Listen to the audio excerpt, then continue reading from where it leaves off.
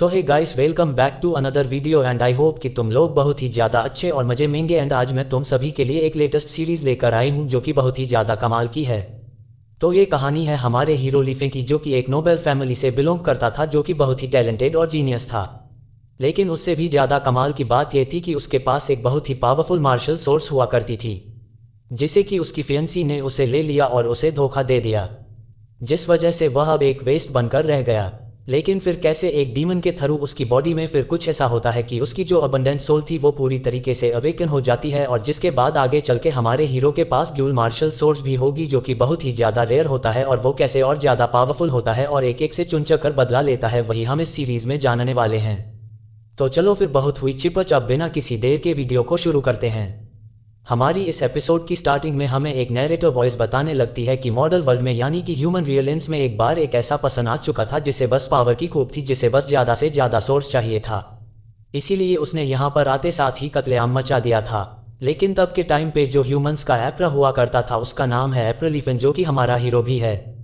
तो उसने अपने साथियों से कहा कि चाहे जो हो जाए हमें इसका सामना करना होगा और कोई भी हार नहीं मानेगा। इसी के साथ हम देखते हैं कि चारों तरफ जंग का माहौल था, लाशें बिछी हुई थी, और यहाँ पे हम बस लीफे को देखते हैं जो कि बुरी तरीके से इंजर्ड था।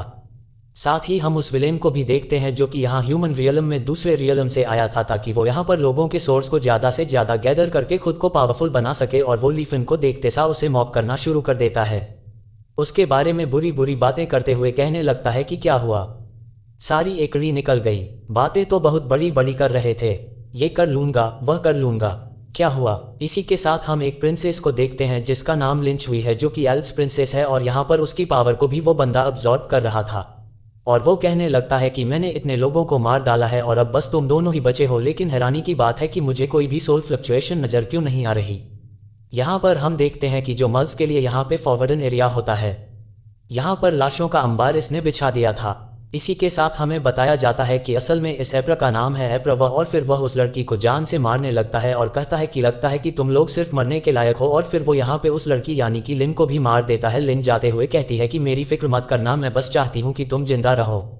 बस फिर क्या यहाँ पर लिन को अपनी नज़रों के सामने मरता हुआ देखकर लीफेन की मार्शियल सोर्स अवेकन हो जाती है, और अचानक से उसकी आइज़ भी रेड हो जाती है, जिससे हम देखते हैं कि आसपास जितनी भी डेड बॉडीज थी उनसे उनकी सोल जो है बाहर निकलने लगती है, जो देखकर यहाँ पे एप्रा भी शॉक्ड हो जाता है और कहने लगता है कि अब ये काम कर रहा है। कि तभी हम देखते हैं कि लीफेन को बहुत ही ज़्यादा गुस्सा आ जाता है और वो एप्रा पर अटैक करने के लिए आगे बढ़ता है। कि तभी यहाँ पर एप्रा अपने 1000 पियर्सिंग हैंड नाम की टेक्निक का यूज़ करते हुए यहाँ पर लीफेन को पूरी तरीके से जकड़ लेता है और कहता है कि मुझे उम्मीद है कि तुम मुझे डिसपॉइंट नहीं करोगे। और फिर वो उसके सोल को ऑब्जर्व करना शुरू कर देता है। कि तभी हम देखते हैं कि अचानक से उसका कनेक्शन टूट जाता है और वो हैरानी के साथ कहने लगता है कि क्या तुम इतनी जल्दी मर गए। और फिर वो बहुत ही ज़्यादा डिसपॉइंट होते हुए कहने लगता है कि मुझे लगता है कि इस रियलम में ह्यूमंस के पास सोल पावर है ही नहीं।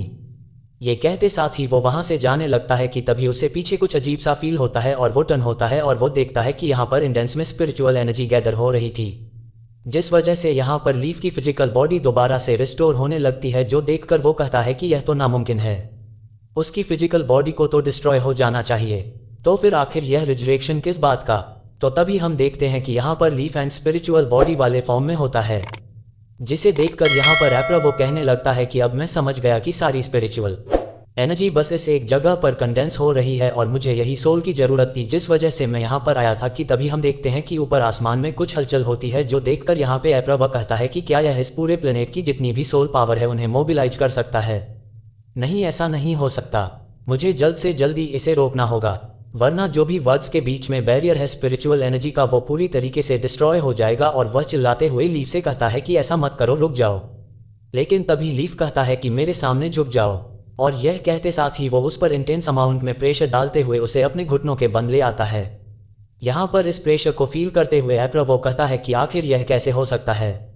क्योंकि यह प्रेशर तो किसी सुप्रीम इमोर्टल की है। यहाँ पर वो कंफ्यूज हो ही रहा होता है। कि तभी यहाँ पर लीफेन एक बड़े से स्पिरिचुअल स्वर्ड से उस पर अटैक करके उसका काम तमाम कर देता है। कि तभी उसके सामने एक बड़ा सा जॉइंट स्टोन आके गिरता है, जिसमें से आवाज़ आती है और वो लीफेन से कहने लगती है कि तुम्हें मेरे सामने रिस्पेक्ट के साथ पेश आना चाहिए और बाउ डाउन करना चाहिए, भूलो मत कि मैं कौन हूँ। जिस पर यहाँ पे ऑर्गेंटली लीफेनस से बात करता है। कि तभी उस टोन से दोबारा से वॉइस आती है और वो यहाँ पर इससे कहता है कि तुम एक मॉडल हो और मैं एक इमल एप्रा हूँ, तो तुम्हें मेरे सामने झुकना ही होगा, जो कि पूरे यूनिवर्स और वर्ल्ड का लीडर है। लोग मेरे पास ना जाने क्या क्या चीज़ सेक्रीफाइस के तौर पर ले आते हैं और बदले में मैं उन्हें शांति प्रदान करता हूँ। लेकिन ज़रा तुम्हें देखो। लेकिन हम देखते हैं लीफेन उसकी सारी बातों को इग्नोर करते हुए इसके करीब जाकर अपना हाथ बढ़ाकर सीधा उसकी गर्दन से पकड़ के स्टोन से उसे बाहर निकाल लेता है। यहाँ पर लीफेन की स्पिरिचुअल एनर्जी को देखकर वो इमोर्टल एपमेंट में कहने लगता है कि यकीन नहीं होता कि इसकी स्पिरिचुअल एनर्जी इस हद तक स्ट्रांग है जिसने कि मेरी हजारों सालों की गहरी नींद से जगा दिया और मुझे यहाँ पर ले आए। इसी के साथ हमें बताया जाता है कि इस इमोर्टल एप्रा का नाम है एप्राकुन। जिसके बाद एप्रा को अपने मन में कहता है कि मुझे कोई और रास्ता अपनाना होगा ताकि मैं इसकी सोल को ले सकूं जिसकी मदद से मैं सोल सप्रेसिंग स्टील को ब्रेक कर पाऊं। इसी वजह से हम देखते हैं कि यहाँ पर एप्राकुल उसे ऑफर देते हुए कहता है कि मैं तुम्हारी बहुत ही ज़्यादा मदद कर सकता हूँ ताकि तुम फ्यूचर में पावरफुल बन सको। जिस पे लीफन कहता है कि मैं जानता हूँ कि तुम उसी डीमन एप्रा से मिले हुए हो जिसने कि यहाँ पर कत्लेआम मचाया और अब तुम मेरे सामने नाटक कर रहे हो। ये कहते साथ ही वह उस पर अटैक कर देता है, लेकिन लीफे इस अटैक को एप्राकुन बहुत ही इजीली रोक लेता है। फिर कहता है कि चाहे जो हो जाए इसकी सोल को मुझे ही ऑब्टेन करना होगा, क्योंकि इसके पास जो स्पिरिचुअल एनर्जी है उसने पूरी दुनिया को हिला कर रख दिया है। कि तभी हम देखते हैं कि वहाँ पर एक तेज रोशनी छा जाती है और लीफन को अपनी पास्ट लाइफ की मेमोरीज से दिखने लगती है जहाँ पर उसे पता चलता है कि उसे धोखा दिया गया है, साथ ही उसकी मार्शियल सोल को पूरी तरीके से डिस्ट्रॉय कर दिया गया है। लेकिन इसी मौके पर उसकी आंख खुल जाती है और वो खुद को डेड सी में पाता है जहाँ पर मरे हुए लोगों की सोर्स होती है। लेकिन इस वक्त जैसे ही लीफ की आंखें खुलती है तो उसे यहाँ पर अपनी सिस्टर की आवाज़ आती है। जिसके बाद हम देखते हैं कि जैसे ही वो जागता है तो वो कहता है कि आखिर मैं कहाँ पर हूँ। कि तभी यहाँ पर एप्रा को बताने लगता है कि तुम इस वक्त उस जगह पर हो जहाँ पर सब कुछ लाइफलेस है और देखने से लगता है कि तुम्हारी बॉडी अब मर चुकी है। जिसके बाद वो हताश होते हुए कहने लगता है कि एक बहुत ही अच्छा और पावरफुल सोल ऐसे ही वेस्ट होने वाला है। जिसके बाद एप्राकुन कहने लगता है कि मैं तो एक इमोल लॉर्ड हूँ, क्या मैं सच में एक डेड बॉडी के अंदर ट्रैप होकर रह जाऊंगा और इसके साथ आज मैं भी यहाँ पर ख़त्म हो जाऊंगा क्या? अगर मेरे पास वक्त होता ना तो मैं तुम्हें एक सुप्रीम वर्ल्ड मास्टर भी बना सकता था, लेकिन ज़रा देखो आज तुम्हारे साथ मैं भी यहाँ पर मारा जाने वाला हूँ। तभी हम देखते हैं कि यहाँ पर डीफेन को अपनी सिस्टर की आवाज़ आती है और तभी यहाँ पर उसे ये भी फील हो रहा होता है कि उसे कोई सोल पावर सप्लाई कर रहा है, जो देखकर यहाँ पर एप्राकुन भी सरप्राइज हो जाता है। और फिर यहाँ पे लीफ की सिस्टर को देखकर एप्राकुन समझ जाता है कि वही है जो कि अब तक इसे सोल पावर को सप्लाई कर रही थी, जिस वजह से ये दोनों अब तक जिंदा है, वरना इनकी सोल तो कब की शैटर्ड हो चुकी होती। इसी दौरान हम देखते हैं कि उसकी सिस्टर यहाँ पर साके की बोतल को पीते हुए कहने लगती है कि यह हमारी फेवरेट ड्रिंक है क्योंकि जो माँ जियांग है वह मुझे फोर्स कर रहा है कि मैं उससे शादी करूँ, लेकिन तुम्हारी सिस्टर जान दे सकती है लेकिन ऐसे घटिया इंसान से कभी भी शादी नहीं कर सकती। ये कहते साथ ही वो अपने पास एक मैच स्टिक को जला लेती है और फिर वो उससे लीफन की बॉडी पे थ्रो करते हुए कहती है कि चिंता मत करो मेरे भाई, तुम्हारे साथ साथ आज मैं भी खुद को खत्म कर लूँगी। जिस वजह से हम देखते हैं कि लीफे के कॉन्शियसनेस में सब कुछ जलना शुरू हो जाता है, जो देखकर एप्राकुन भी घबरा जाता है। कि तभी लीफ कहने लगता है कि अगर मैं अपनी सुप्रीम पावर का यूज़ करना शुरू कर दूँ तो शायद मैं खुद को वापस से अपने वर्ल्ड में जिंदा कर पाऊँ। यहाँ पर यह कहते साथ ही वो उनका यूज़ करना शुरू कर देता है, जो देखकर एप्राकुन भी हैरान हो जाते हैं। और फिर नेक्स्ट सीन में हम देखते हैं कि लीफन को होश आ जाता है और तभी उसके सामने उसकी जो सिस्टर होती है वो सुसाइड कर रही होती है, लेकिन वो उसकी जान बचा लेता है। और थोड़ी ही देर में जैसे ही उसकी सिस्टर को होश आता है वो घुमा के एक जोरदार थप्पड़ उसे लगाती है और कहती है कि सच में ये तो सच है, इसका मतलब मैं कोई भी सपना नहीं देख रही। यहाँ पर वो खुश हो ही रही होती है कि तभी हम देखते हैं कि यहाँ पे दरवाज़ा तोड़ते हुए एक मोटा गेंडा यानी कि माँ जियांग अंदर आ जाता है और वो आते ही साथ ही कहने लगता है कि मैं जानता हूँ कि तुम्हारा भाई मर चुका है तो अब तुम्हें उसके गम को बुलाकर मुझे अपना लेना चाहिए। लेकिन तभी जैसे ही वो लीफेन को जिंदा देखता है तो वो शॉक्ड हो जाता है, जिसके बाद लीफेन तुम आखिर जिंदा कैसे हो? खैर कोई नहीं, तुम्हारे पास तो अब तुम्हारी ड्रैगन मार्शल स्पिरिट भी नहीं है तो तुम ज़्यादा कुछ नहीं बिगाड़ सकते। इसके बाद हम देखते हो कि वो थोड़ी और चिट-चैट करते हुए यहाँ पर उसकी सिस्टर को फोर्स करने लगता है कि वो उससे शादी कर ले, लेकिन हम देखते हैं कि उसकी सिस्टर मना कर देती है। कि तभी लेसन यहाँ पर अपने अंदर मौजूद एप्राकुन की सोल से कहने लगता है कि तुम तो एक इमोर्टल बीइंग की सोल हो ना, तुम तो एक बहुत ही पावरफुल स्पिरिट हो, तो तुमने मुझसे कहा था कि तुम मुझे एक बहुत ही पावरफुल इमोर्टल सुपर बीइंग बना सकते हो, तो अब मैं चाहता हूँ कि तुम ऐसा करो। जिस पे यहाँ पे एप्रा को कहने लगता है कि मैं तो बस एक वैंडरिंग स्पिरिट हूँ, मैंने ऐसा कुछ नहीं कहा। जिस पर हम देखते हैं कि लीफेन उस नाइफ को अपनी गर्दन पे रख लेता है और कहता है कि सोच लो, जिस पर एप्राकुन को ना चाहते हुए भी मानना पड़ता है और वह अपनी स्पिरिचुअल एनर्जी को उससे प्रोवाइड कराते हुए कहने लगता है कि याद रखना, इसका बदला तुमसे मैं जरूर लूँगा।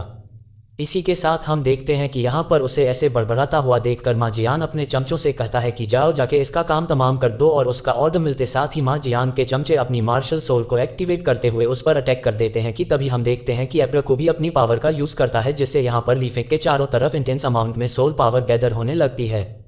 जो देखकर यहाँ पे माँ जियान के भी होश उड़ जाते हैं और वो कहने लगता है कि क्या इसकी सारी सोल पावर डिस्ट्रॉय नहीं हो गई थी, तो आखिर यह अब कैसे फाइट बैक कर पा रहा है। यहाँ पर हम देखते हैं कि लीफ ने बॉडी टपरिंग के 6th लेवल को भी ब्रेक थ्रू कर लिया है, जिसे देखकर यहाँ पर उसकी सिस्टम भी हैरान हो जाती है। जिसके बाद लीफन यहाँ पे एम्ब्रक कुन से कहता है कि थोड़ी और एफर्ट डालो,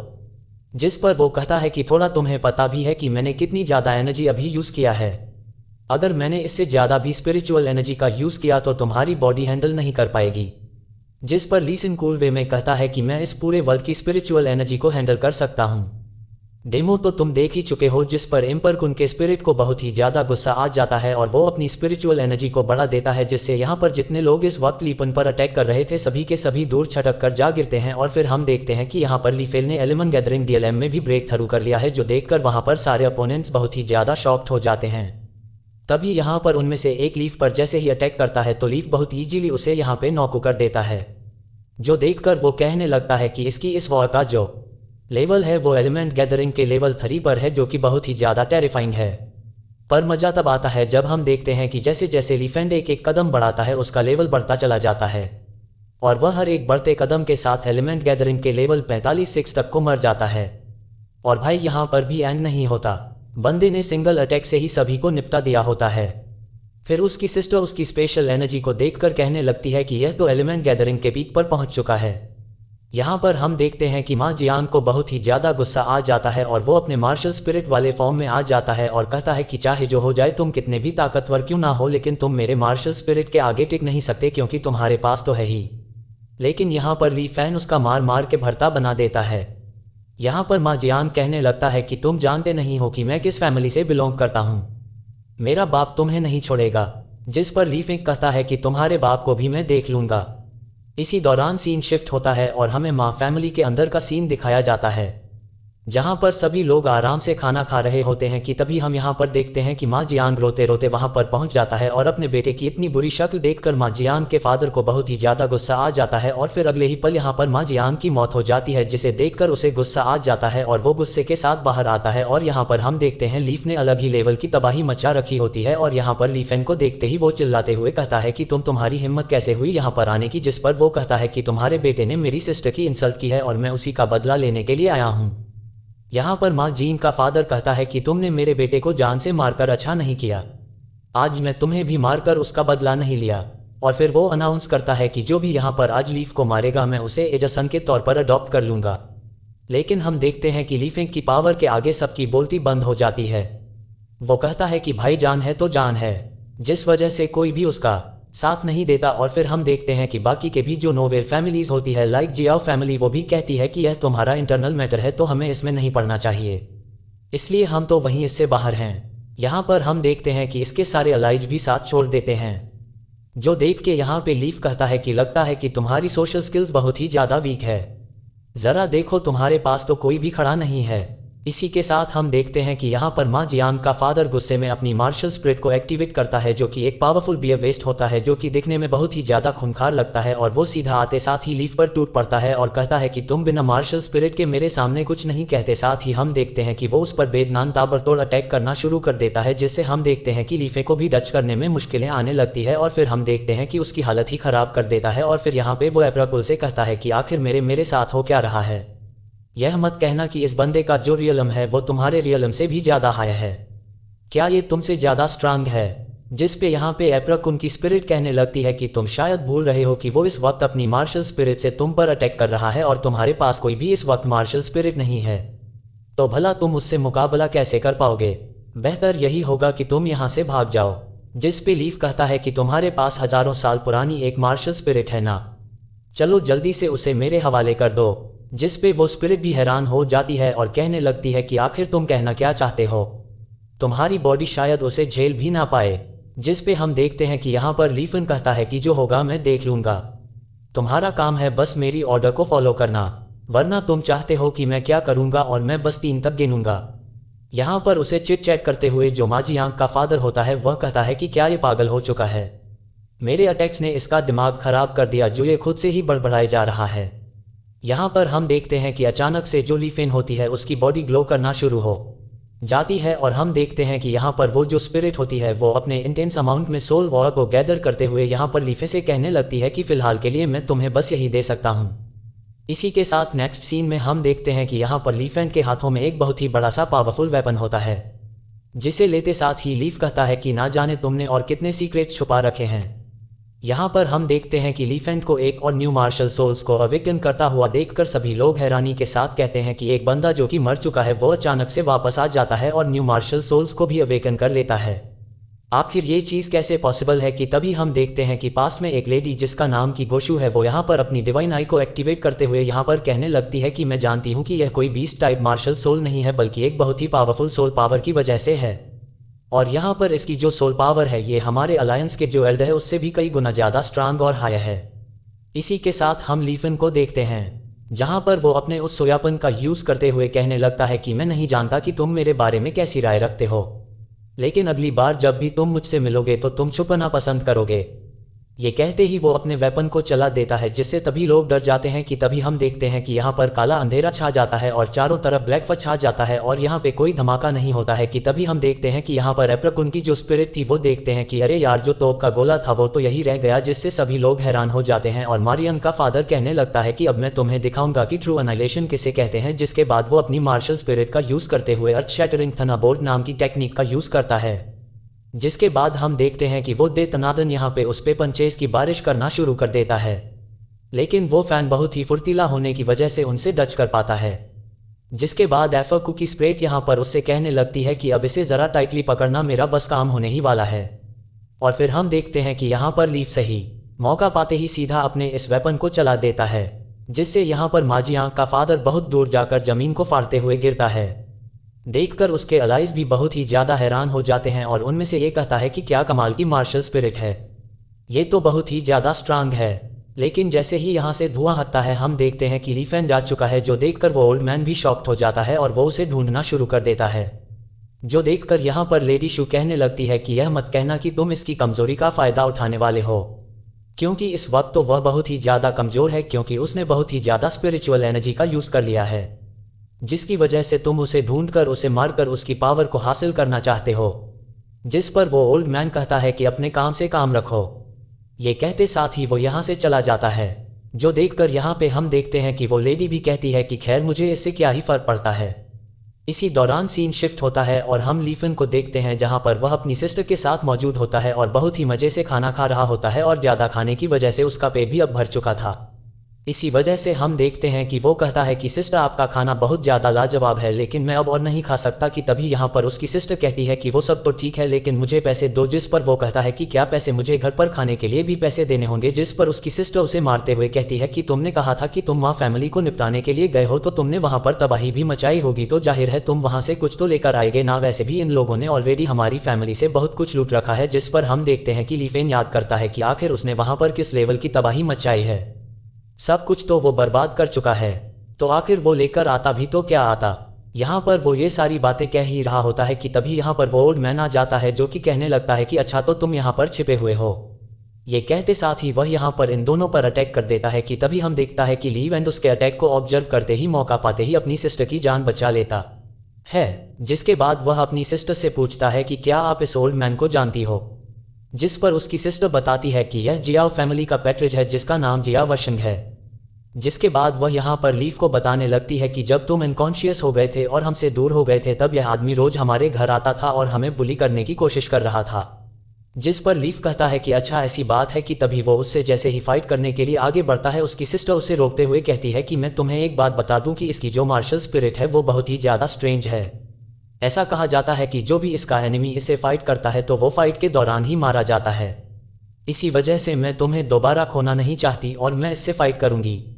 ये कहते साथ ही वो आगे बढ़ती है, लेकिन जैसे ही वो एक अटैक करती है यहाँ पर वो शियांग अपनी चुटकी बचाते ही उसे अनकॉन्शियस कर देता है, जो देखकर यहाँ पे लीफ अपनी सिस्टर को वापस उसकी जगह पर ले आता है और कहता है कि आखिर तुमने मेरी सिस्टर के साथ क्या किया। ये कहते साथ ही वह अपनी सोल पावर को एक्टिवेट करते हुए उससे फाइट करने के लिए आगे बढ़ता है, जो देखकर यहाँ पे यह ओल्ड मैन बहुत ही ज्यादा स्माइल करता है और वह अपनी एनर्जी वॉल से लीफ पर अटैक कर देता है। लेकिन वह इन सब डज करते हुए जैसे ही उस पर एक पंच लैंड करता है कि तभी कोई अननोन फोर्स यहाँ पर उसे ऐसा करने से रोक देती है,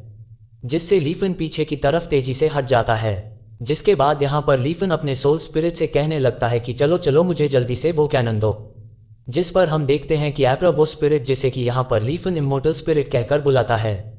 तो वो उससे कहने लगता है कि पागल हो गए हो क्या, अभी जिस कैनन का तुमने यूज किया है वो बहुत ही ज्यादा एग्जॉस्ट हो चुका है और मेरे पास अभी इतनी स्पिरिचुअल एनर्जी नहीं है कि मैं उसे दोबारा से यूज कर पाऊं। तुमने पंगा लिया है, तुम ही संभालो। यहाँ पर हम देखते हैं कि लीफन कुछ नहीं कर पाता कि तभी वो ओल्ड मैन चुटकी बजाता है और उसे भी यहाँ पर नॉक कर देता है। जिसके बाद वो ओल्ड मैन यहाँ पर लीफ के बॉडी के करीब जाता है और कहने लगता है कि चलो अब मैं तुम्हारी सोल पावर को अब्जॉर्ब करने वाला। और फिर जैसे ही वह अपना हाथ उसे अब्जॉर्ब करने के लिए बढ़ाता है कि तभी वह देखता है कि वो उसकी सोल पावर को अब्जॉर्ब नहीं कर पाता और फिर उसकी बॉडी में से एक डेमोनिक फ्लेम वाला बीस्ट बाहर आता है, जिसे देखकर वह शॉक्ड हो जाता है। और फिर हम देखते हैं कि दोबारा से यहाँ पर लीफन खड़ा हो जाता है और कहता है कि हाँ, इसमें कोई नई बात नहीं कि तुम मेरी सोल को अब्जॉर्ब नहीं कर सकते और लगता है कि मैं मर के दोबारा से वापस आ चुका हूँ। चलो मैं तुम्हें मेरे एक सीक्रेट के बारे में बताता हूँ। ये कहते साथ यह अपने पावर को एक्टिवेट करते हुए कहता है कि असल में मेरा सीक्रेट यह है कि मेरे पास कोई सोल पावर है ही नहीं। जिस पर वो ओल्ड मैन कहता है कि अच्छा, तो अगर ऐसी बात है तो फिर तुम्हारे पास वो मार्शल स्पिरिट कैसे आए। जिस पर वह बताता है कि असल में मेरे पास कोई मार्शल स्पिरिट भी नहीं है। इसी के साथ हम देखते हैं कि वह यहाँ पर अपने सोल सप्रेसिंग स्टोन का यूज करता है, जिससे उस इमोल स्पिरिट की जो स्पिरिचुअल बॉडी है वो बाहर आ जाती है, जिसे देखकर यह ओल्ड मैन बहुत ही ज्यादा डर जाता है और फिर वो उसे पूरी तरीके से अपने अंदर जकड़ लेता है, जिससे हम देखते हैं कि यहाँ पर वो पूरी तरीके से अनकॉन्शियस हो जाता है और उसकी बॉडी डिस्ट्रॉय हो जाती है। इसी के साथ हम देखते हैं कि यहाँ पर उसकी सिस्टर को भी होश आ जाता है और फिर लीफ कहने लगता है कि सिस्टर, तुम पैसों की बात कर रही थी ना, चलो इंतजाम हो गया है। जिसके साथ ही हम देखते हैं कि यहाँ पर ये लोग इस ओल्ड मैन के पैलेस में जाते हैं और वहाँ मौजूद सारा खजाना हड़प लेते हैं। इसी दौरान यहाँ पर एक और बंदा आ जाता है जो कि कह रहा होता है कि ब्रदर साहब, मुझे आपकी हेल्प चाहिए कि हमें जल्द से जल्द उस बच्चे जिसका नाम लीफनान है उसका कुछ ना कुछ करना होगा। कि तभी उसके सामने लीवन और उसकी सिस्टर होती है, जिन्हें देखकर वो डर जाता है और फिर लीवन आते साथ ही उसे पकड़ते हुए उसकी सोल पावर को अब्जॉर्ब करने लगता है, जिससे यहाँ पर उस इमोर्टल स्पिरिट की पावर पहले से ज़्यादा इंक्रीज होने लगती है। इसी दौरान यहाँ पर वो ओल्ड मैन कहता है कि प्लीज़ मुझे मत मारो और अगर तुम मेरी बात मान लेते हो तो मैं तुम्हें बता सकता हूँ कि तुम्हारी वो जो स्टोलन मार्शल स्पिरिट है वो कहाँ पर है। लेकिन इससे पहले कि वो और कुछ कह पाता कि तभी यहाँ पर हम देखते हैं कि वही लेडी आ जाती है और आते आते इसका काम तमाम कर देती है। इसी दौरान हम देखते हैं कि यहाँ पर लीफन की सिस्टर आगे आते हुए कहने लगती है कि अगर तुमने मेरे भाई को ज़रा सी भी चोट पहुँचाने की कोशिश की तो मैं तुम्हें नहीं छोड़ने वाली। जिसके बाद वो यहाँ पर लीफन को जाने के लिए कहती है कि तभी लीफन कहता है कि सिस्टर चिंता मत करो,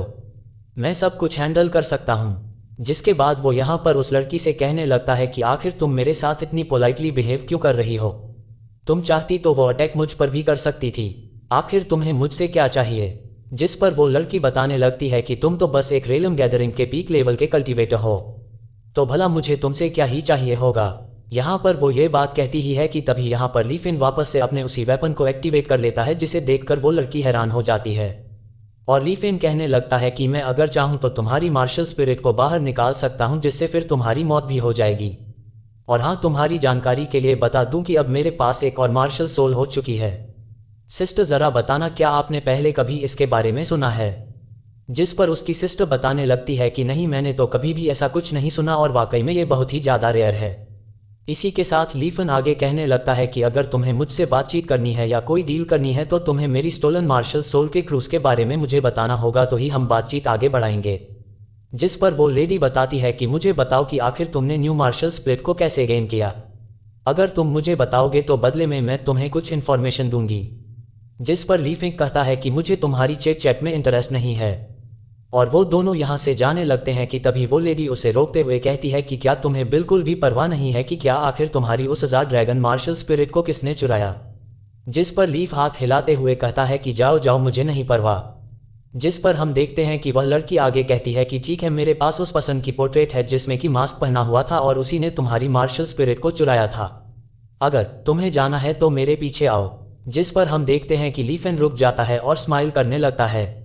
इसी के साथ हम उस इमोर्टल स्पिरिट को देखते हैं जहां पर वो कहता है कि भले इस लेडी का जो रियलम है वो कई गुना ज़्यादा हाई हो, लेकिन बातें जब मैनिपुलेट की आती है तो वो इस बच्चे के सामने कुछ भी नहीं। जिसके बाद हम देखते हैं कि वो दोनों ही एक मिस्टीरियस सी जगह पर आ जाते हैं